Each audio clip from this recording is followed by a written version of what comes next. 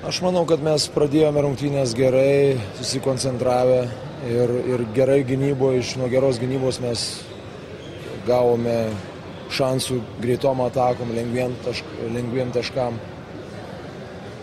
Bet paskui tos nelemtos klaidos, nežinau, net kai kurių sunku paaiškinti, kada mes kažkur metam į priekį kamuolį, dar kokios ten tos klaidos neleido mums išlaikyti tą skirtumą tokį ir galbūt nublokšti jos nuo pat pirmų minučių. Jie sugrįžo, jie įmetė, pataikė kelis tritaškius dar, bet mes vėl atstatėm tą pranašumą. Manau, kad tai, kad mūsų suolas ilgesnis, labiau patyręs irgi pasireiškia ir antro kėlinuko galėtas mes pabaigėm tvirtai, solidžiai, išėjom su tokiu skirtumu. Aš manau, kad nors rezultatas toksai gana aukštas ir negaliu pasakyti, kad taip labai jau gerai mes gynybos sužaidėm, bet ką mes sakėm, kad neduoti prasiveržimų, neduoti tokių lengvų taškų, didesnę dalį mes šitą kontroliavome. Galbūt toks surprizas buvo tai, kad Vaskesas metė tos tritaškius ir įmetė, nors mes žinom, kad jis gali mest, bet tai nėra pati stipriausia pusė. Ir antroji rungtynių daly jie bandė, jiems kito nebeliko, jie turėjo spartinti žaidimą, bandyti rizikuoti mesdami tos tritaškius. Visai neblogai įgyjam 15 taškų skirtumą, bet po to, sakysim, vėl kažkur nenusėmam, kažkokią tai klaidelį arba puolime ir leidžiam jiems vėl liktai tą laikyti tokį, tą prisivyti mumis. Bet aišku, mes tą išlaikėm saugų atstumą, skirtumą, ta prasme, rezultate.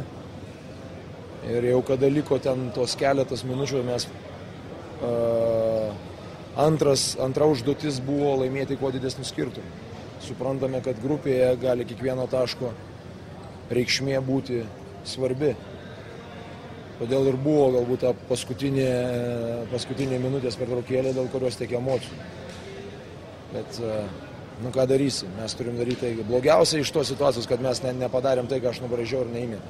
O visą kitą, kažkokiu tai momentu mes šiandien gerai pataikėm ir mes labai gerai puolėme, bet mes, aš jau sakiau vyrams Rūbinėje, negalim tikėtis, kad kiekvieną dieną bus toks pataikymas.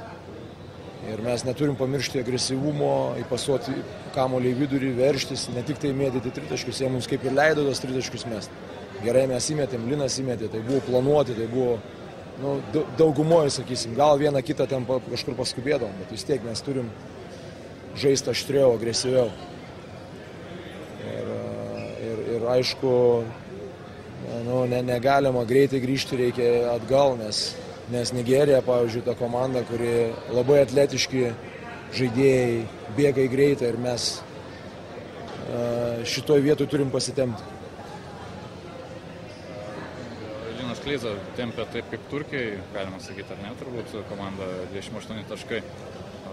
To tikitės kiekvienose rungtynėse, ar šiandien Varšovas gal leido jam daug siautyti? Mes analizavom, kaip ir sakiau, aš manau, kad jis judresnis, kad jų tokios pagalbos buvo ir mes specialiai žaisdavom derinį, kurie parėdavo nuo Lino, aš nežinau kodėl, ir Linas gaudavo ir laisvų metimų. Dėl to mes išnaudojam, manau, jisai yra stipresnis žaidėjas už šitus visus tos ketvirtus numerius, sakysim. Ir mes turėdami tą pranašumą ir išnaudojame šitą pranašumą. Ir aš manau, kad taškai yra svarbu, bet ne tiek, mums yra svarbiau surasti žmogų, kuris įmeta, o tokių yra ne vien tik tai Linas komanda. Aš manau, kad kiti gali. Aš manau, kad daug darė ir tie, kurie dengė Vaskes, aš manau, kad tikrai jam buvo sunku surasti tos kelius prie krepšių. Primėtė tritaškių, bet čia kitas klausimas. Bet užduotis, kad jisai įsiveržtų, kad jis sukurtų, tų tiek daug nebuvo. Jūs minėjote, kad Nigerijos rinktinė atletiška greitai bėga, kokius Lietuvos rinktinė turėtų pranašumus, kurios galėtų išnaudoti rungtynėse rytojus.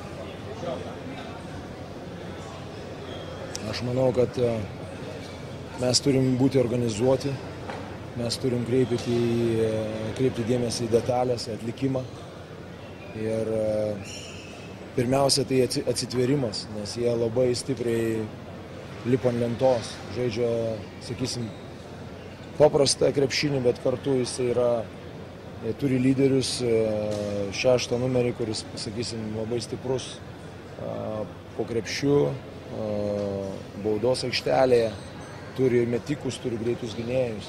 Individualiai tikrai labai stipri komanda. Tai mes negalim po vieną jų nugalėti, mes turim juos nugalėti kaip komanda.